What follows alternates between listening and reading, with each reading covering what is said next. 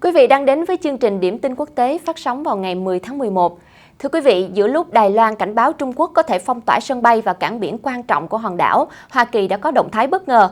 Vì sao quan chức Mỹ xuất hiện trên hòn đảo giữa lúc nguy cơ chiến tranh có thể bùng nổ ở eo biển? Chính quyền Bắc Kinh phản ứng ra sao? Đó chính là những nội dung chính của phần điểm nóng FBNC ngày hôm nay.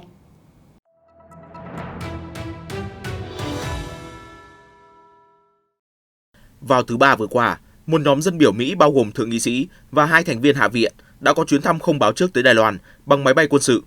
Chiếc Boeing C-40A hạ cánh xuống Đài Bắc tối ngày 9 tháng 11 và rời đi hướng đến Okinawa sau một thời gian ngắn, theo CNN đưa tin. Bình luận về chuyến thăm bất ngờ này, thư ký báo chí Lầu Năm Góc John Kirby nói rằng chuyến thăm do một phái đoàn Quốc hội Hoa Kỳ thực hiện và việc họ di chuyển bằng máy bay quân sự là không có gì lạ. Các chuyến thăm của phái đoàn Quốc hội Mỹ tới Đài Loan là khá thường xuyên. Chuyến đi phù hợp với các nghĩa vụ của Mỹ theo đạo luật quan hệ Đài Loan nhằm củng cố khả năng phòng vệ của hòn đảo, ông John Kirby phát biểu với các phóng viên hôm 9 tháng 11. Đây không phải là lần đầu tiên một phái đoàn gồm các thượng nghị sĩ Hoa Kỳ bay đến Đài Loan. Vào tháng 6, một số nhà lập pháp Mỹ đã đến hòn đảo trên chuyên cơ vận tải C-17 Global Master 3 của Không quân Hoa Kỳ, thông báo về gói viện trợ vaccine COVID-19. Giữa lúc đó, Đài Loan mới đây cũng có động thái bất ngờ khi lần đầu tiên công khai số binh lính Mỹ tới hòn đảo. Cụ thể, theo trang tin Newsweek, dẫn lời cơ quan phòng vệ Đài Loan cho hay có 618 lính Mỹ tới Đài Loan theo chương trình trao đổi quân sự từ tháng 9 năm 2019 đến tháng 8 năm nay. Trong cùng khoảng thời gian này, 542 binh sĩ Đài Loan tới Mỹ theo 175 chương trình hợp tác quân sự.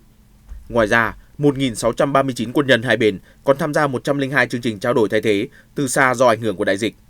Không chỉ phản đối việc quân lính Mỹ có mặt trên hòn đảo, Bắc Kinh còn phản ứng gay gắt trước chuyến thăm của Hoa Kỳ.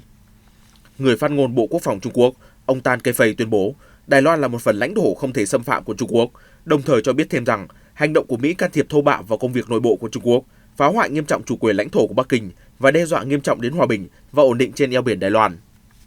Người phát ngôn Bộ Quốc phòng Trung Quốc kêu gọi Mỹ dừng ngay các động thái khiêu khích và mọi hành động phá hoại làm leo thang căng thẳng trên eo biển Đài Loan, cũng như ngừng gửi tín hiệu sai cho lực lượng đòi Đài Loan độc lập. Người phát ngôn này cũng cảnh báo các nhà chức trách của Đảng Tiến bộ Dân chủ DPP không được đánh giá sai tình hình hoặc hành động một cách tuyệt vọng, nếu không, họ sẽ khiến Đài Loan rơi vào thảm họa nghiêm trọng. Theo Global Times, Trung Quốc còn đưa ra hàng loạt biện pháp đối phó và cảnh báo Mỹ và Đài Loan. Điển hình là mới đây, quân đội Trung Quốc đã triển khai một đợt tuần tra sẵn sàng chiến đấu theo hướng eo biển Đài Loan. Song Yongping, một chuyên gia quân sự Trung Quốc nói với Global Times rằng cuộc tuần tra cho thấy các binh sĩ Trung Quốc luôn trong tư thế sẵn sàng tham gia chiến trận bất chấp mọi tình huống phức tạp. Một khi lằn ranh đỏ bị vi phạm, quân đội Trung Hoa sẽ làm bất kỳ điều gì để giải quyết vấn đề Đài Loan, chuyên gia Song Yongping khẳng định.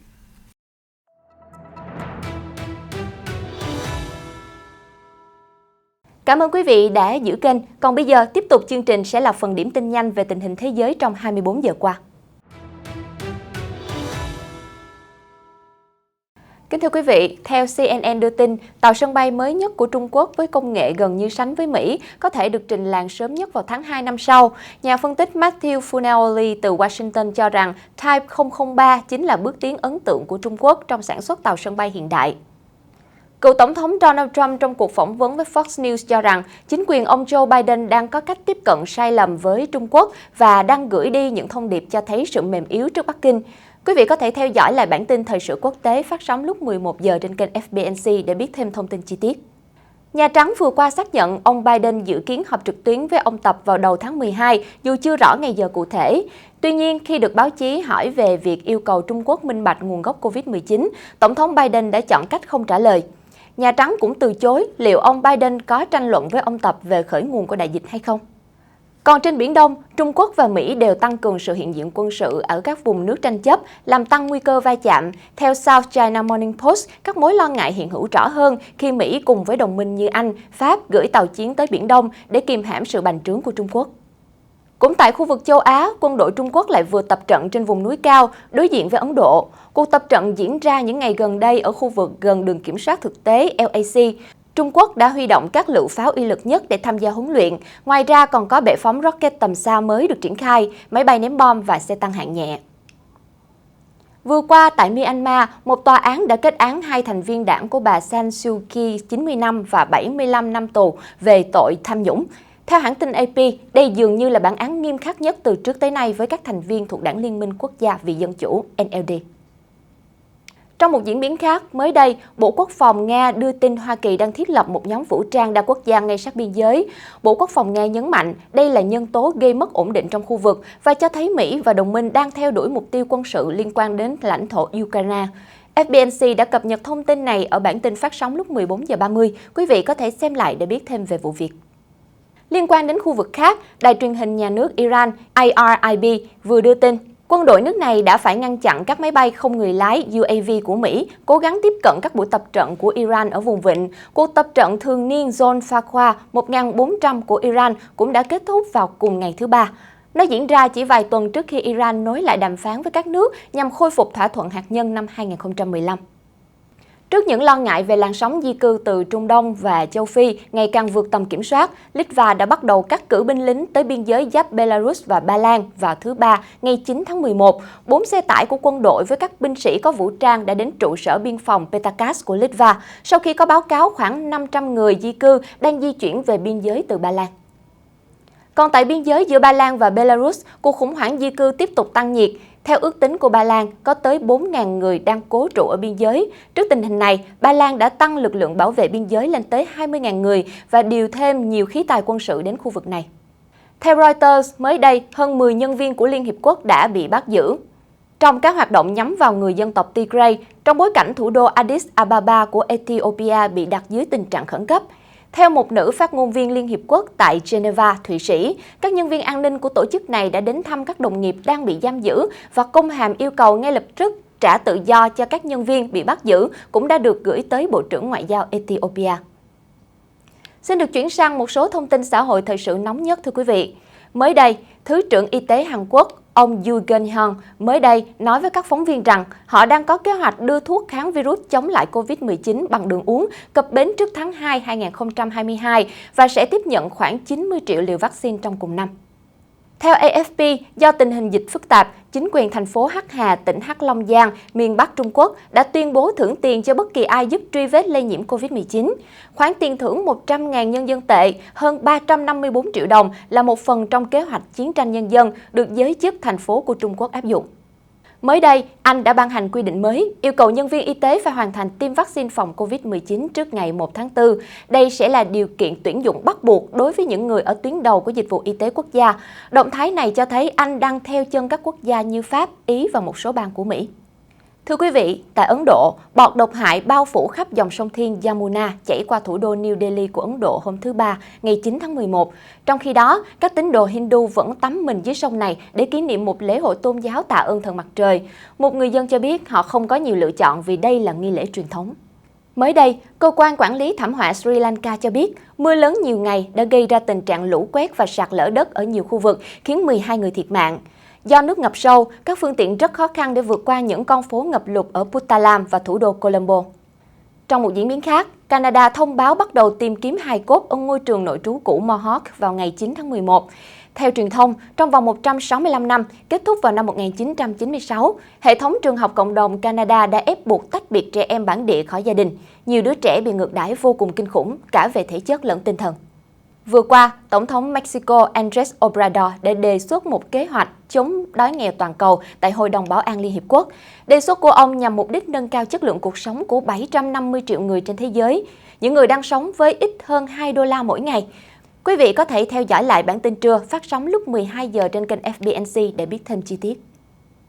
Mới đây, khi phát biểu tại Hội nghị về biến đổi khí hậu COP26 tại Glasgow, Scotland, Phó Chủ tịch Ủy ban châu Âu EC phụ trách thỏa thuận xanh, ông Frans Timmermans cho biết EC sẽ huy động 100 triệu euro để ủng hộ quỹ thích ứng theo Nghị định thư Kyoto, đồng thời kêu gọi hành động, bao gồm cả về vấn đề thích ứng với biến đổi khí hậu và hợp tác khi thế giới vẫn còn quá xa so với mục tiêu duy trì mức tăng 1,5 độ C.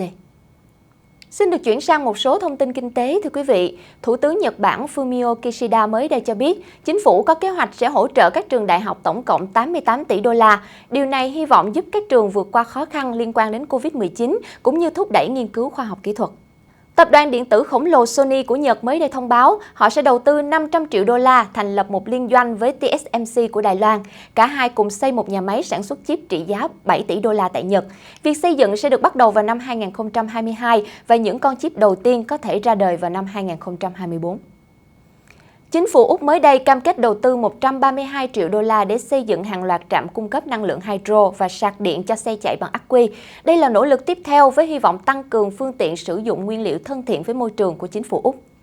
CEO của tập đoàn công nghệ khổng lồ Salesforce, ông Mark Benioff mới đây cho biết họ đang đầu tư phát triển một công cụ tìm kiếm trên nền tảng You.com, có thể cạnh tranh với Google nhờ cơ chế cho phép người dùng tùy chỉnh mạnh mẽ hơn và linh động hơn. Vốn ban đầu của dự án này là 20 triệu đô la. Quý vị vừa theo dõi điểm tin nhanh về tình hình thế giới trong vòng 24 giờ qua. Còn bây giờ, từ khóa đáng chú ý nhất trong ngày với hơn 50.000 lượt tìm kiếm là PayPal Stock, cổ phiếu của nhà cung cấp dịch vụ thanh toán trực tuyến PayPal Holdings. Đây là một trong những công ty ăn nên làm ra nhất trong bối cảnh đại dịch Covid khi ngày càng nhiều doanh nghiệp chuyển sang kinh doanh trực tuyến và người tiêu dùng cũng ưa chuộng thanh toán hóa đơn online. Tuy nhiên, cổ phiếu PayPal lao dốc với hơn 11% trong chiều ngày 9 tháng 11, mức giảm sâu nhất kể từ tháng 3 năm 2020, theo CNBC. Kết quả này được ghi nhận khi vừa qua, PayPal công bố báo cáo cho thấy lo ngại về chi tiêu của người tiêu dùng, cũng như đưa ra dự báo tương lai yếu hơn dự kiến. Được biết, gã khổng lồ trong mảng thanh toán quốc tế này đang tăng cường các dịch vụ của mình thông qua các thương vụ thâu tóm doanh nghiệp. Mới nhất là hồi tháng 9, PayPal cho biết đang tiến hành mua lại công ty cung cấp dịch vụ mua trước trả sau của Nhật Bản, Payday, trong một thương vụ trị giá 2,7 tỷ đô la Mỹ. Quý vị đang theo dõi điểm tin quốc tế. Trước khi kết thúc bản tin hôm nay, hãy cùng ngắm nhìn vũ điệu đầy màu sắc trên bầu trời Cappadocia của Thổ Nhĩ Kỳ trong phần giải trí cuối ngày.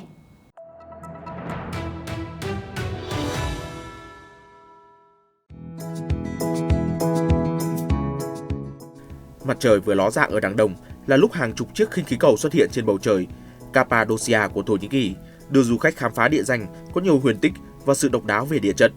Từ những năm thập niên 80, Cappadocia đã trở thành khu du lịch nổi tiếng thế giới. Thậm chí, nhiều người cho rằng nếu đến Thổ Nhĩ Kỳ mà chưa ngắm Cappadocia từ trên cao là một sự thiếu sót vô cùng lớn. Nằm ở miền trung Thổ Nhĩ Kỳ, Cappadocia cách thủ đô Ankara 290 km. Đây là một trong những kỳ quan nổi tiếng được UNESCO công nhận là di sản thiên nhiên thế giới từ năm 1985. Đặc biệt, thiên nhiên ở đây gây ấn tượng mạnh cho du khách, đặc biệt là khu vực có địa hình được ví như bề mặt mặt trăng xung quanh các thị trấn Uhup, Gorem, Uchisa, Avanos và Mustapasa. Hãy cùng thư giãn ít phút và nhìn ngắm vẻ đẹp độc đáo của Thổ Nhĩ Kỳ nhé!